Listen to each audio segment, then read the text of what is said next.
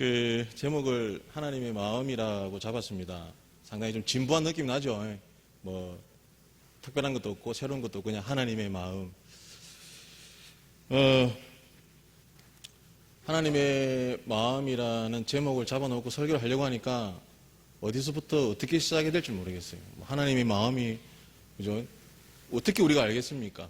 이렇게 막 너무 광범위하고 어쨌든 오늘 나와 있는 성경 본문 중심으로 해서 하나님의 마음을 한번 우리가 살펴보려고 합니다. 오늘 우리가 읽었던 본문 내용을 가지고 하나님의 마음, 과연 하나님의 마음이 어떤 것일까라고 한번 우리가 생각해 보도록 하겠습니다. 오늘 우리가 읽었던 본문에 보면 여러 사람들이 출연하고 있지만 그 중에 제일 중요한 사람 나오미, 그리고 룻, 보아스, 이렇게 세 사람이 출연합니다. 근데 우리가 룻기스를 이렇게 볼 때 룻기스 내용을 우리가 다 아시잖아요. 그죠? 다 아시죠? 예, 룻기스를 보면 다 압니다. 근데 룻기스가 그 어디에 있는지를 알고 보면요, 또 새로운 각도로 우리가 좀 이렇게 읽을 수 있지 않나, 그렇게 저는 그렇게 좀 생각해 봤습니다. 먼저 오늘 하나님의 마음을 이해하기 위해서는 한 세 가지 정도 포인트를 가지고 한번 생각해 보겠습니다. 저도 이렇게 그 에스더 기도회를 위한 어떤 설교문이 있는 걸 어느 정도 참조도 했으니까 또 그 부분에 대한 부분도 어느 정도 언급이 돼야만이 이 기도회 자체가 의미가 있기 때문에 룻기스를 우리가 이해할 때 가장 첫 번째로 먼저 우리가 다시 한번 생각해 봐야 될 게 뭐냐면 그 룻기스의 시대적 상황입니다. 시대적 배경을 우리가 먼저 좀 알고 지나가야 됩니다. 룻기스를 보면서 그냥 룻이 보아스를 만나서 행복하게 가정을 이루었네 이렇게 가면 안 됩니다. 먼저 룻기스를 볼 때 어떤 시대적 배경을 먼저 이해해야 되는데 오늘 1장 1절에 우리 읽지는 않았지만 1장 1절에 이렇게 나와 있습니다. 사사들이 치리하던 때에 이렇게 나와 있습니다. 언제입니까? 사사들이 치리하던 때입니다. 사사들이 치리하던 때. 사사들이 치리할 때에 그 땅에 흉년이 드니라 이렇게 기록되어 있습니다. 그 땅에. 여러분, 사사들이 치리하던 시대가 언제입니까? 여호수아가 죽고 난 다음에 사무엘 상하가 시작되기 전에, 어떻게 보면 이스라엘 민족이 가나안 땅에 정착해 가면서 가장 파란만장한, 그죠? 어떻게 보면 가슴 아픈 순간입니다. 가슴 아픈 순간들이죠. 그런 어떤 시대를 살아갔습니다. 여기서 흉년이 들었다라고 기록되어 있습니다. 저는 이 부분에서 흉년이라고 하는 것이 맞습니다. 우리가 어떤 현상학적으로, 그죠? 땅이 이렇게 농사를 지었는데 흉년이 드는 걸로 볼 수 있지만 실제적으로 여기서 표현하고자 하는 흉년은 저는 그렇게 생각했습니다. 영적인 흉년이다. 저는 그렇게 생각하는 거예요. 영적인 흉년. 여러분, 사사들이 치리하던 시대를 가만히 생각해 보시기 바랍니다. 사사기를 읽다 보면요, 가슴이 아파요. 가슴이 아파. 어떻게 이런 일들이 벌어질 수 있을까? 그죠? 상상도 하지 못한 일들이 사사기에서 이루어지고 있습니다. 그만큼 영적으로 완전히 메말라져 있던 시대가 바로 사사시대입니다. 물론 중간중간에 하나님께서 사사를 들어서서 이스라엘 구원해내지만 영적으로 정말 극도로 타락한 것이 바로 사사시대입니다. 바로 그 사사시대 때에 이 룻기스가 기록이 되어 있는 겁니다. 그러면 사사시대를 우리가 한마디로 표현하면요, 사사기 21장 25절에 이렇게 나와 있습니다. 그때에 이스라엘에 왕이 없으므로 사람이 각기 자기의 소견에 옳은 대로 행하였더라 이렇게 나와 있습니다. 우리가 보고 있는 개역 개정판에 보면 이렇게 표현되어 있습니다. 그죠? 이스라엘에 왕이 없으므로 사람이 각기 자기의 소견에 옳은 대로 행하였더라 이렇게 나와 있습니다. 상당히 아름답게 해석을 해놓은 겁니다. 이게. 그죠? 근데 공동 번역이라는 성서에 보면 이렇게 기록되어 있습니다. 그때는 이스라엘에 왕이 없어서 사람마다 제 멋대로 하던 시대였다 이렇게 기록되어 있어요. 저는 이 공동 번역 표현이 저는 더 옳다고 생각합니다. 개역 개정은 상당히 유하게 부드럽게 표현해 놓은 거고, 공동번역은 뭐라고 했다고요? 제 멋대로. 그죠? 더 속되게 표현하면, 그죠? 지 멋대로. 여기서는 지 멋대로는 말 안 쓰나요, 혹시? 그죠? 그 정도로 사사시대는 한마디로 말해서 타락한 시대였습니다. 요즘 이런 걸 가지고 만약에 나라가 그렇다 그러면, 그죠? 카오스. 그죠? 무정부 상태. 한마디로 통제가 안 되는 것입니다. 어떠한 것 가지고도 통제가 안 되는 것입니다. 그런데 여러분, 우리가 생각하셔야 됩니다. 이스라엘 민족은 어떤 통제를 받고 있습니까? 법적인 통제입니까? 아닙니다. 윤리적인 통제입니까? 아닙니다. 하나님의 말씀에 의해서 통제받는 나라입니다. 그런데 이 정도로 타락했다는 것은 쉽게 얘기하면 하나님의 말씀이 전혀 먹히지 않는 한마디로 말해서 최악의 상황이라는 것입니다. 여러분, 사사시대만 이렇습니까? 지금 우리가 살아가고 있는 시대를 한번 보시기 바랍니다. 지금 우리가 살아가고 있는 이 시대도 마찬가지입니다. 하나님의 말씀이 사라져가고 있습니다. 하나님의 능력이 사라져가고 있습니다. 부끄럽습니다. 정말 진짜 부끄럽습니다. 언제입니까?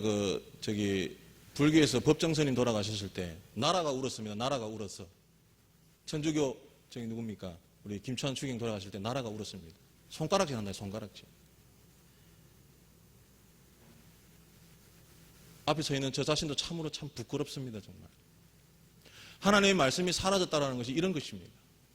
하나님의 능력이 완전히 사라진 거예요. 지금 모든 사람들이 이야기합니다. 지금 말씀이 대한민국 땅에 흘러넘치고 있어요. 인터넷 컴퓨터 켜면 내가 보고 싶은 목사님 설교 얼마든지 들을 수 있어요. TV 틀어놓고, 연세 드신 분들도 TV 틀어놓고 보면 CTS니 CBS니 설교를 엄청나게 듣고 있어요. 홍수 때 뭐가 없다고요? 먹을 물이 없어요. 그렇게 물이 흘러 넘치는데 홍수 때 먹을 물이 없다는 거예요. 하나님의 말씀이 사라지고 하나님의 능력이 사라지면 이런 시대를 살아가고 있다는 거예요. 여러분, 다시 한번 다르게 생각해 봅시다. 부모가 자녀가 있습니다. 근데 그 자녀가 참 말 잘 듣고 공부도 잘하고 잘 살아가주면 그저 부모 마음이 어떻습니까? 근데 반대로 한번 생각해 보세요. 하나님 마음이 어떻겠습니까? 지금 이 땅을 살아가고 있는 우리들의 모습을 보면서 하나님 마음이 어떻겠습니까? 하나님 능력이 다 사라져가고 있어요. 말씀이 없어요. 첫째로 저는 이 책임을 우리 성도들에게 돌리는 것이 아니라 이 대한민국의 목회자들이 책임져야 된다고 생각합니다. 우리 목사님도 계시지만. 그리고 이를 위해서 함께 기도해야 됩니다. 하나님 마음은요, 다른 게 아닙니다. 우리가 하나님의 음성을 듣고 하나님 뜻을 쫓아 살아가주길 바라는 거예요. 이것이 하나님 마음입니다. 두 번째로, 오늘 실제로 이제 우리가 좀 생각해야 될 부분이 이제 두 번째, 세 번째 내용입니다. 첫 번째, 이런 사사시대의 배경을 보면서 하나님의 마음을 여러분 아시고, 두 번째로 우리가 생각해야 될 것이 무엇이냐면, 이 민족의 문제입니다. 민족의 문제. 오늘 우리가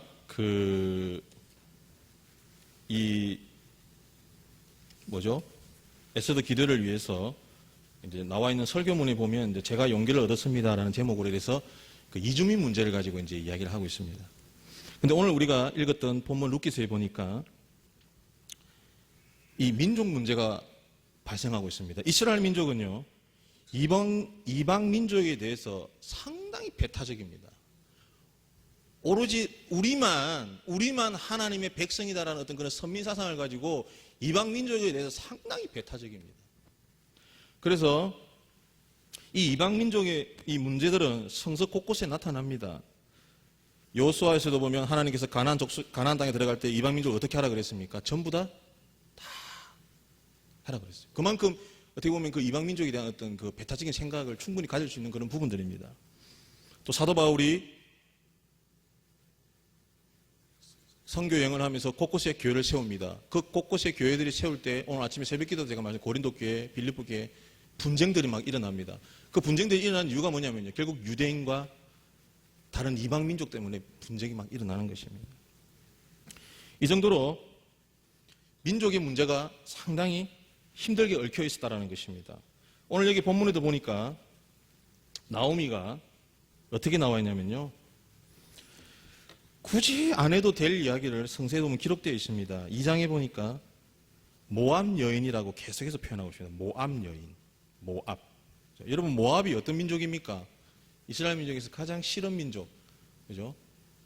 암몬과 모압 자손이 어떻게 생기는 다 아시죠? 표정이 지금 순식간에 모르는 표정인 것 같은데, 그죠? 아브라함의 조카 롯이, 그죠? 소돔과 고모에 나와가지고 이렇게 해서 생겨난 게 모압과 암몬 자손이에요. 그 모압 자손이라는 겁니다. 룻이. 그래서 계속해서 룻이 모압 여인이다라고 기록하고 있습니다. 근데 룻이 1장에 보면 이렇게 표현하고 있습니다. 1장 16절에 어머니께서 가시는 곳에 나도 가고 어머니께서 머무시는 곳에서 나도 머물겠나이다. 어머니의 백성이 나의 백성이 되고 어머니의 하나님이 나의 하나님이 되시리니 라고 고백합니다. 이걸 요즘 말로 바꾸면 개종한 거죠. 개종. 그죠?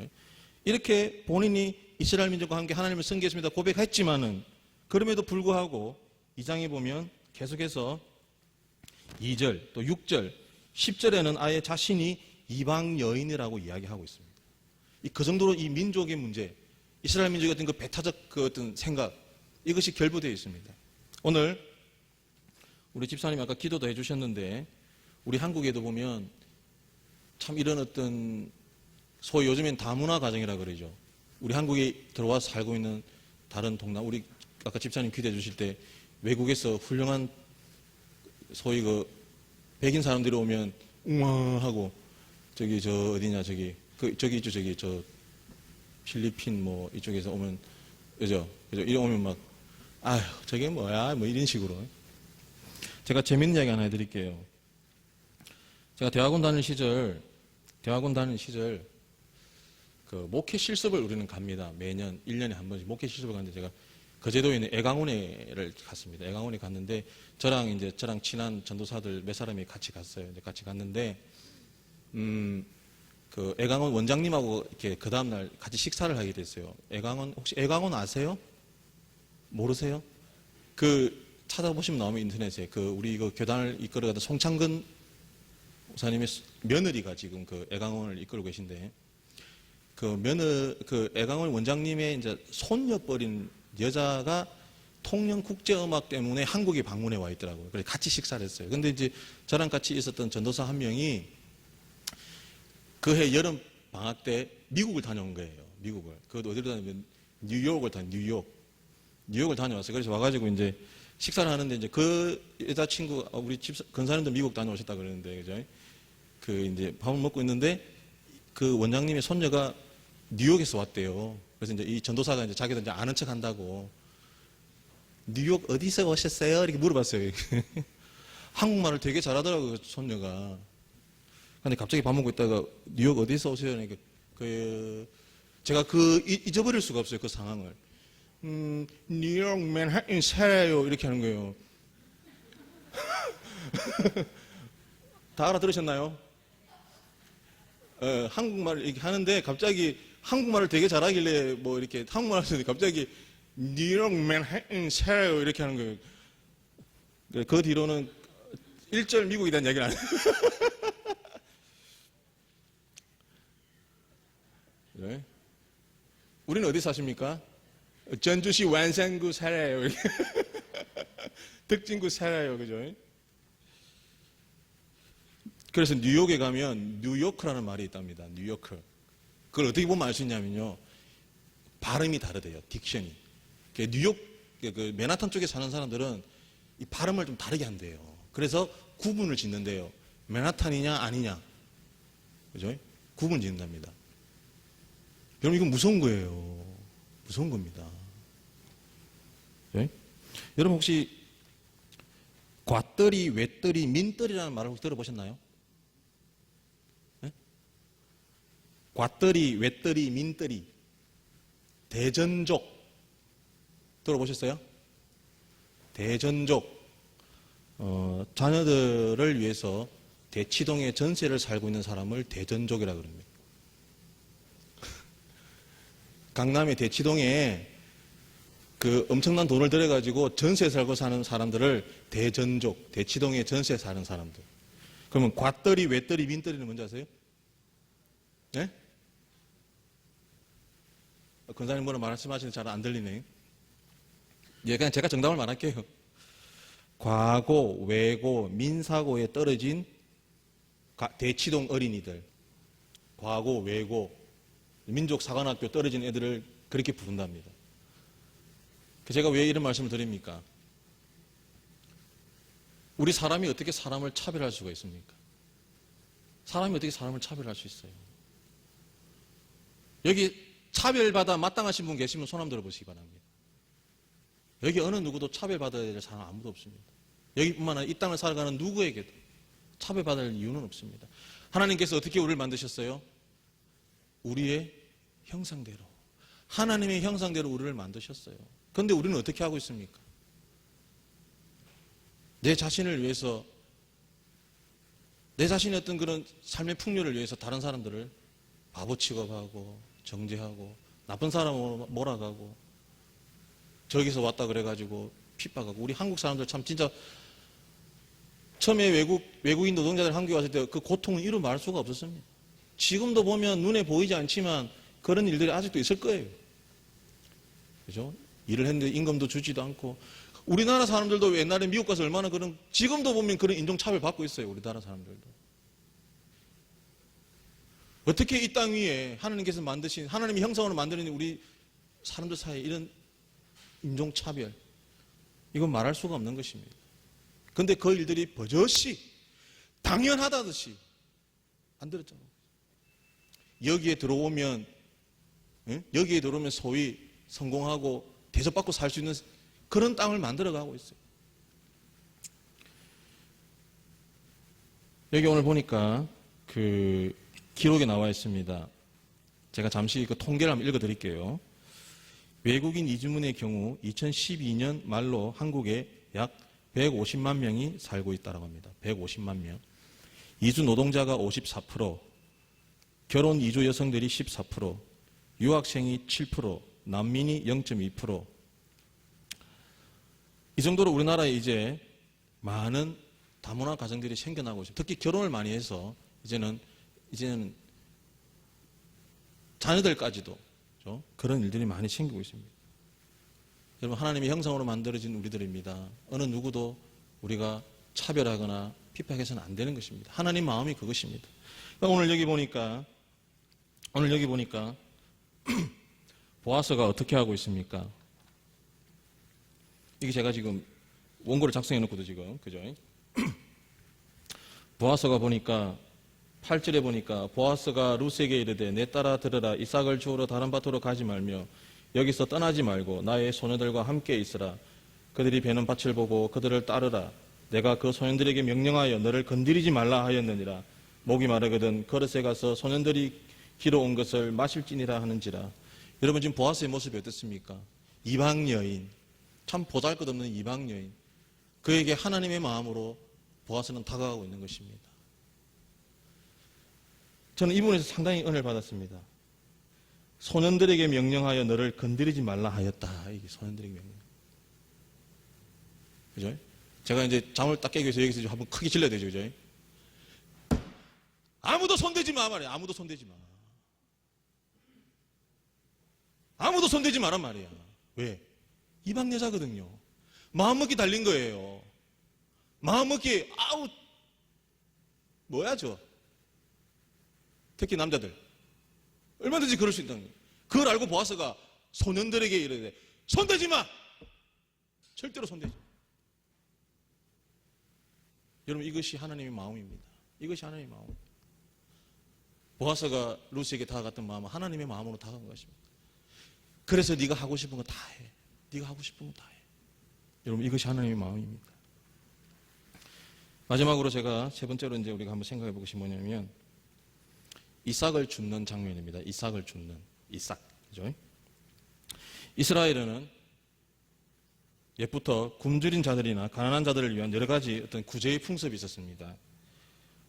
오늘 본문에도 보아스가 했던 어떤 행동들이 바로 이 어떤 풍습이라고 표현했지만 실제로는 성경에 하나님께서 하신 말씀이에요. 그래서 보아스는 그 말씀에 따라서 행동을 취한 것입니다. 신명기 24장 19절에서 22절까지 보면 실제로 그렇게 기록되어 있습니다. 우리 한번 찾아보겠습니다. 신명기 24장 19절에서 24절까지. 우리 집사님 바쁘시게 찾으셨나요? 우리 24장 19절에서 22절까지 우리 다 같이 한번 찾으시면 읽어보겠습니다. 시작. 내가 밭에서 곡식을 벨 때에 그 한 뭇을 밭에 잊어버렸거든 다시 가져오지 말고 나그네와 고아와 가부를 위하여 남겨두라. 그리하면 내 하나님 여호와께서 내 손으로 하는 모든 일에 복을 내리시리라. 내가 내 감람나무를 뗀 후에 그 가지를 다시 살피지 말고 그 남은 것은 객과 고아와 가부를 위하여 남겨두며 네가 네 포도원의 포도를 딴 후에 그 남은 것을 다시 따지 말고 객과 고아와 가부를 위하여 남겨두라.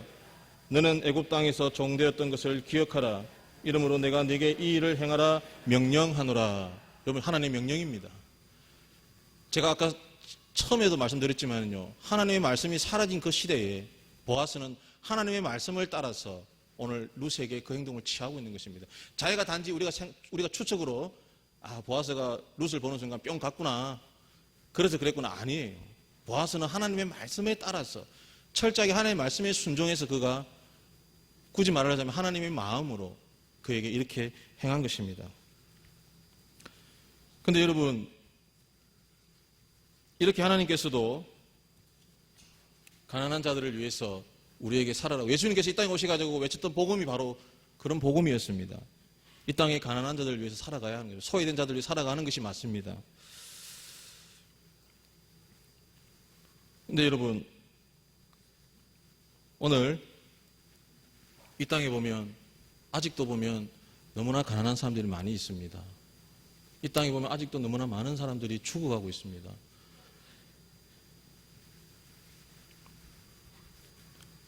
장 지글러라는 학자가 쓴 책이 있습니다. 그 책이 보면 무슨 책이냐면 왜 세계의 절반은 굶주리는가라는 책이 있습니다. 혹시 보신 분이 계시나요? 왜 세계의 절반은 굶주리는가라는 책이 있습니다. 제가 그걸 한 2년 전에 사서 본 것 같은데, 그 책에 보면 이렇게 나와 있습니다. 불평등이라는 부당한 역동성이 현재의 세계 질서를 결정하고 있다. 한쪽에는 민족을 초월한 소수의 과도 체제에 지배되는 정치적, 이념적, 학문적, 군사적 힘의 집중이 있다. 그리고 다른 한쪽에는 미래가 불투명한 삶, 몇 억 인구의 절망과 기아가 있다라고 기록되어 있습니다. 제가 과도 체제라는 말이 무슨 말인지 잘 몰라가지고 찾아봤습니다. 이 과도 체제가 뭐냐니까 정치력, 경제력, 문화적 권력을 진 소수 엘리트들이 자기들의 사적 이익을 추구하기 위하여 봉헌하는 정치 세력이라고 기록되어 있습니다. 여러분, 이 땅에 많은 사람들이 아직도 굶주리고 가난한 자들이 아직도 죽어가고 있습니다. 실제로 보면 지금 이 땅에 120억의 인구가 먹고도 남을 만큼의 120억의 인구가 먹고도 남을 만큼의 식량이 생산되고 있습니다. 그러나 하루에 10만 명이 5초에 한 명의 어린이가 굶주림으로 죽어가고 있다라고 이야기하고 있습니다.